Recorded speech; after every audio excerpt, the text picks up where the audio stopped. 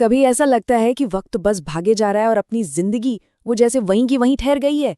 अगर जवाब हाँ है तो यकीन मानिए ये सिर्फ आपकी कहानी नहीं है। आज हम इसी उलझन की जड़ तक पहुंचेंगे और समझेंगे कि इस साइकिल को कैसे तोड़ा जाए, और इसके लिए किसी न्यू ईयर रेजोल्यूशन का इंतजार करने की बिल्कुल जरूरत नहीं है। चलिए शुरू करते।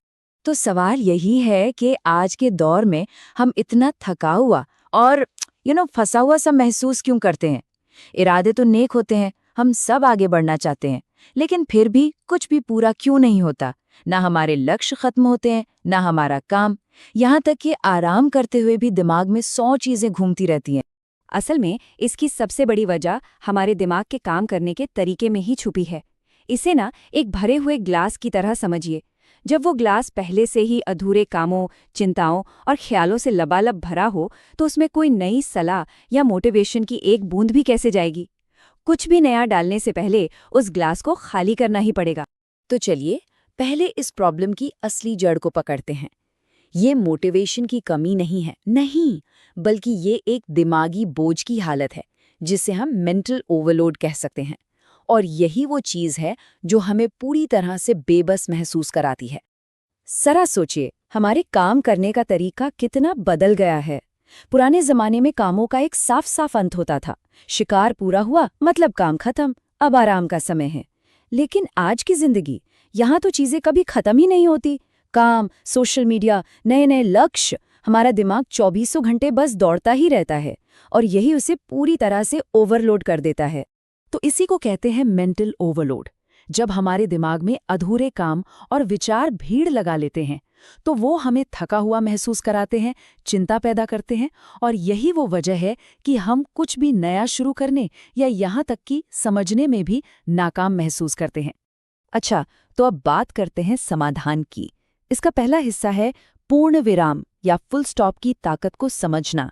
ये एक बड़ा ही सिंपल और प्रैक्टिकल तरीका है जिससे हम इस दिमागी बोझ से निपट सकते हैं और अपने अंदर चीज़ों को पूरा करने का एहसास जगा सकते हैं। और इसे करने का तरीका बेहद आसान है। बस एक सिंपल सी डायरी उठाइए और उसके ऊपर हेडिंग डालिए, इसे खत्म करो, फिर रुको। अब किसी बड़े गोल के बारे में नहीं सोचना है, सिर्फ बस एक ऐसा काम लिखिए जिसका एक क्लियर एंड हो, जैसे कि 45 मिनट का जिम सेशन या किताब के 10 पेज पढ़ना, और फिर बस उस एक काम को पूरा होने तक कीजिए। That's it. और पता है इसका साइकोलॉजिकल असर क्या होता है? जब आप अपने दिमाग को कोई काम पूरा करने का अनुभव देते हैं ना, तो चिंता अपने आप कम होने लगती है। धीरे धीरे आपका दिमाग ये भरोसा करना सीख जाता है कि जो काम शुरू होता है वो खत्म भी हो सकता है, और बस इसी भरोसे से आपका आत्मविश्वास आसमान छूने लगता है।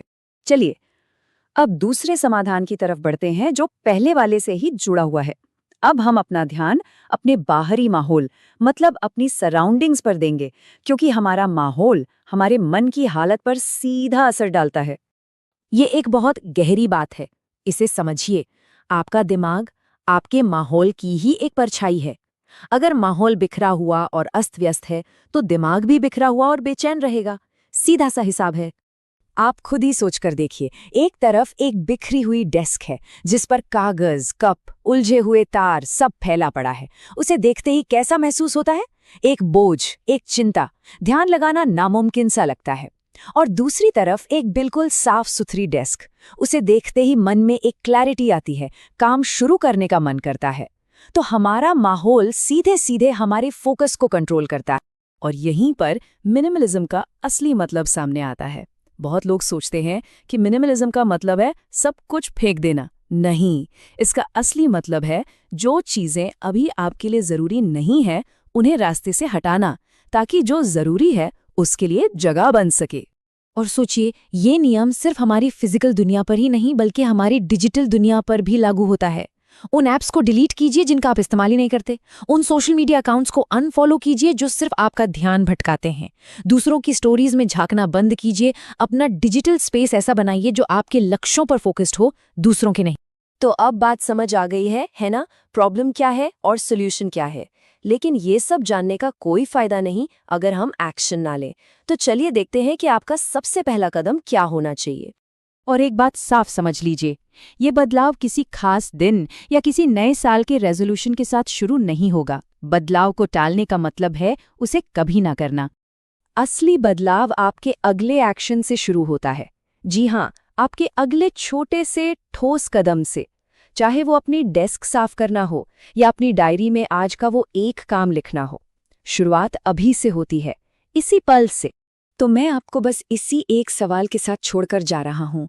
आज वो कौन सा एक काम है जिसे आप पूरा करके ही रुकेंगे? अपनी जिंदगी को बदलने का सफर आज से इसी एक कदम से शुरू कीजिए।